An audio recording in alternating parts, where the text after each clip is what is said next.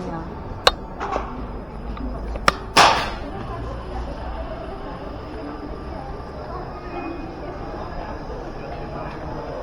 Kasilaw.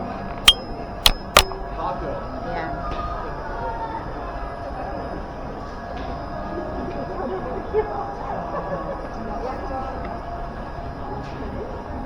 At, saan tayo?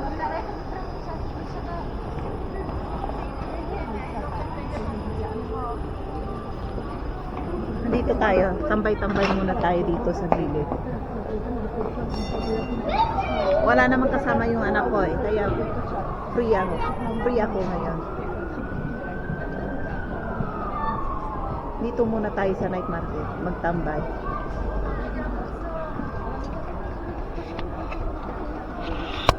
Ayan. Ayan tayo.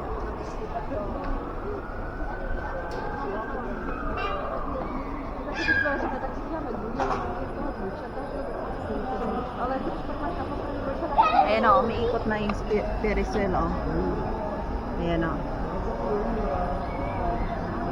Ang laki, ang laki. Maganda. Ayan dyan. Ganda, ang ganda ng view sa likod, no? Ayan.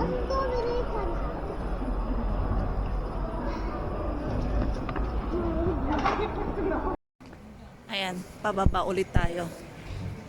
Mababa tayo. Tinakpan ko ulit yung buhok ko kasi ang lamig. O, baka magkasakit ako. Mas maganda yung safe. Ayan, daming tao. Daming tayo sa night market ngayon. Ayan. Ganda ng barbon. Ganda na ito, ano? Barbon na barbon.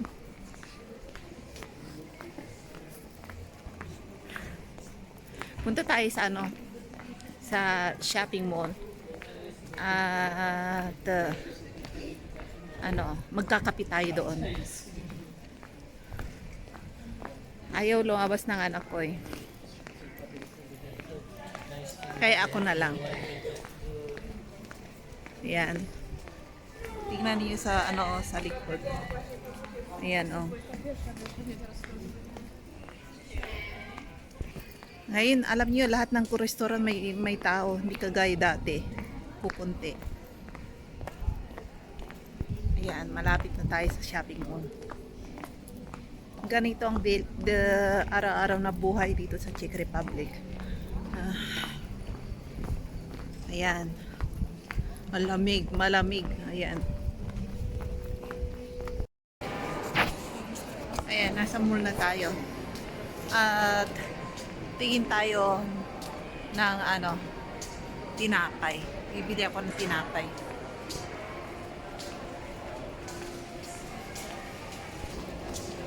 Pasok muna tayo sa bilihan ng mga damit. Yan ang kasiyahan ko, yung bumili ng damit. Tara, tingin. Kaso nga lang, tingin tayo ng mura. Kung may mura, bibili ako. Yung bang 50% discount. Ang daming nagpapabalot ng mga gift. Christmas na pala, no? Malapit na.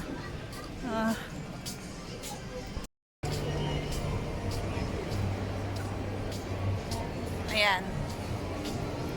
Daming mura ngayon na paninda, on sale.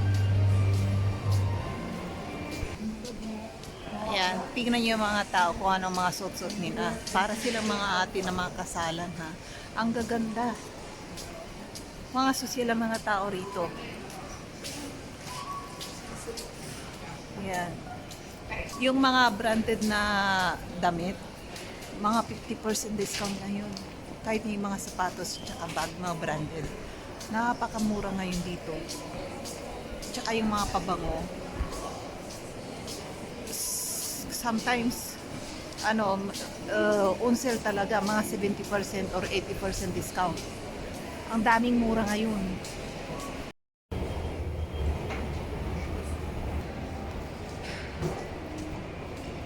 Ayan, paakyat tayo sa coffee shop. Magtambay muna tayo sa coffee shop. Ako sa mall, pati sa night market. Pati doon sa sanglaan ng alahas, marami rin tao. Kung gusto mong nagipit kayo, mga ah, ano ba yun? Mga turista dito. Pwede kayo magsala ng mga gamit ninyo. Sala nyo yung lahat. Cellphone. Pwede magsala doon sa doon sa street na yung pinakita ko dati. Ayan, umorder tayo ng ng kape dito sa coffee. Ang laki naman ng kape ko. Ayan ganda. Tikman ko ngayon.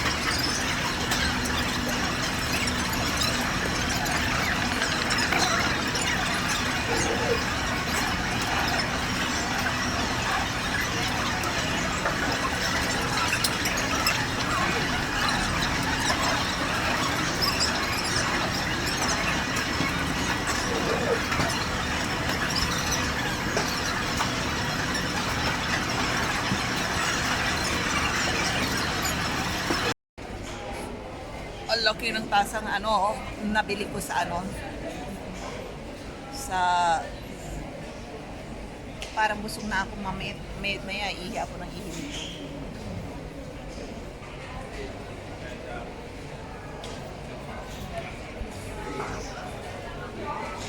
Ang daming tao doon sa cinema doon sa doon. Ayun doon, maraming tao. Dati sa ganitong oras, halos walang mga tao diyan eh. Tanungin niyo ako kung bakit alam ko. Paano ba naman hindi ko malalaman 'yan? Katabi ko lang, kapitbahay ko lang ang mall. Halos araw-araw nandito ako. Or sa isang araw, minsan 2 or 3 beses akong pupunta rito. Alam ko kung sinong bagong open or nababankrupt na at alam ko kung sinong maraming customer at alam ko kung nagro-roaming yung gwardiya rito, kung sino ang bagong gwardiya rito. Ganda diba? Ayan ang daming yung mga empty na upuan ng mga yan. Bawal upuan ng mga tao pag walang mga order. Ayan At andito yung mga tao. Pwedeng umupo dyan sa circle na yan na walang lamesa. Andyan. Yung mga binatiryong yan. Artistahin look sila. Ayan. Kaya pag bumisita na sa mga sa Pilipinas yan or any country sa Asia, pag pista ng mga yan, dito sa kanila tinatabi lang ang mga yan ng gwardiya. Ayan dito ako umupo kasi maganda at magandang magtambay dito kahit na ubos na yung order mo. Pwede kang upo ng matagalan. Hindi kagaya doon sa labas. Fast food sa mga sa mga ayun yung gwardiya Ayun yung nagro-roaming na naman si Kalbo. Ayan doon sa dulo nagro-roaming si Kalbo kaya yan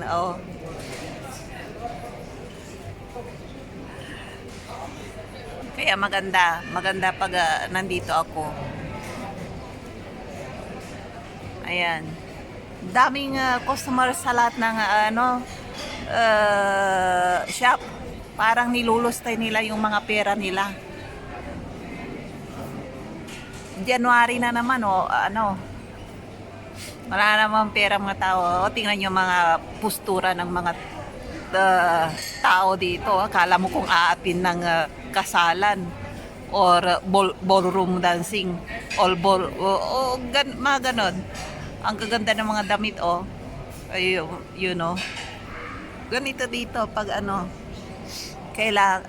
pupunta ka lang sa mall, pagandahan ng damit dito. Kaya nung pumasyal yung anak kong taga Taiwan, sabi niya,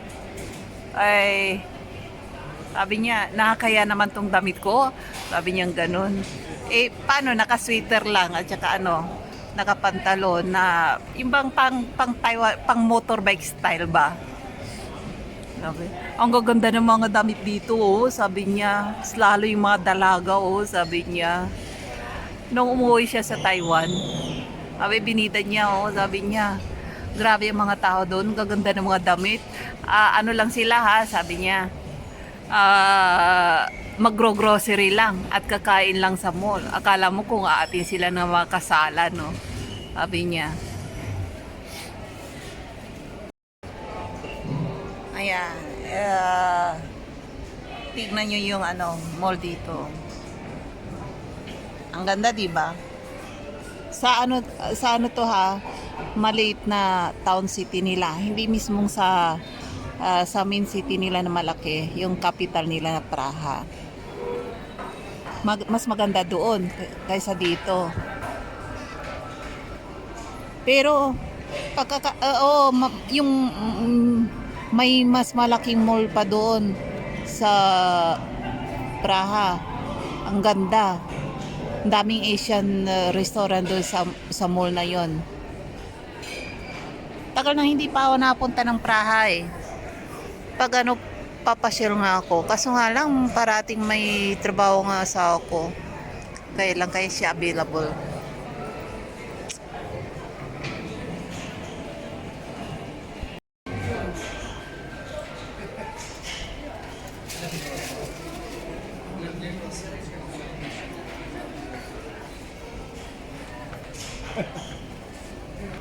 Tapos 2026 maghihintay na naman ng 11 months para sa isang taon na naman.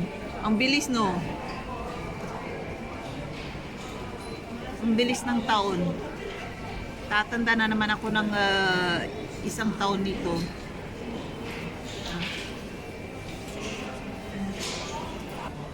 Gusto ko umuwi ng Asia next year. Kaso nga lang, hindi ko maiwan-iwanan ng anak ko. Baka mamaya, pag iniwanan ko na naman yung bahay namin, dadalhin niya yung buong classroom nila doon sa bahay namin.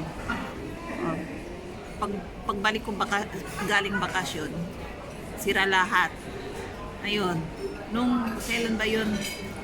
Nung last week nga, sinira nila yung sopa. Saka jumping ba nila sa sopa? Nasira yung sa gilid.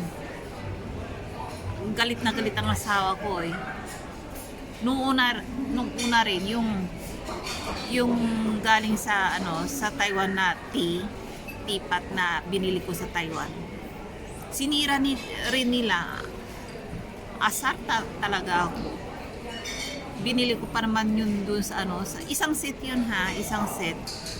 Binili ko doon sa sa tourist attraction doon sa mismong inside city na yun sa Taiwan. Ang mahal pa naman ang bili ko. Tapos nung pagbalik ko rito, wala na yung handle. Nasira, sabi ng asawa ko, nasira ng kaibigan niya. Ay, delikado pag umalis ako ng bahay. Talaga masisira lahat. Ay, mga bata pa naman yung mga 10 or 9 or 11 years old. Ang kukulit, kahit na anong sigaw mo sa kanila, parang bingi ba? parang bingi sila na hindi sila nakikinig. Buti ko nga mga bisita ng anak ko, talagang yung may edad na, mga 16 years old or 15 years old above, pwede yun. Bisitang bisita. Mga binata na eh. Pero mga ganyang edad, naku, mga batang isip pa. Maaasar ka talaga. Ayan. Punta naman tayo sa grocery ngayon. At tingin tayo ng mabibili natin. Bibili pala ako ng agahan ng asawa ko. Ano ngayon? Biyernes ngayon. Sabado pala bukas, no? Ayun, bibili ako. Ang gaganda talaga ng mga tao rito. Kahit na ano ko.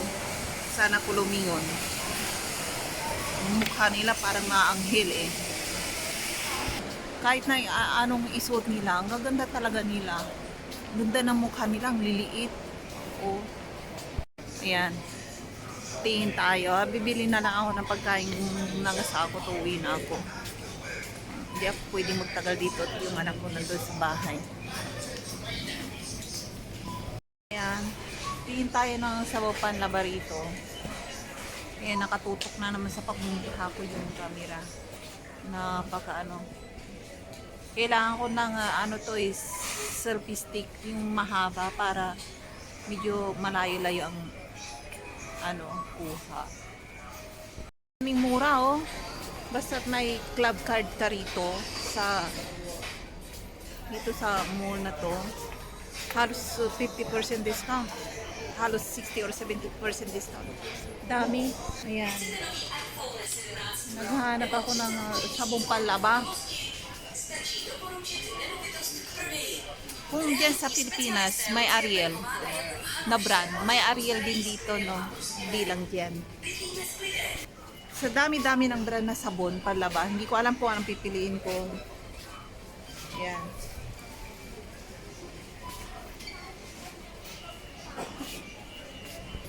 Dami oh. Ayan.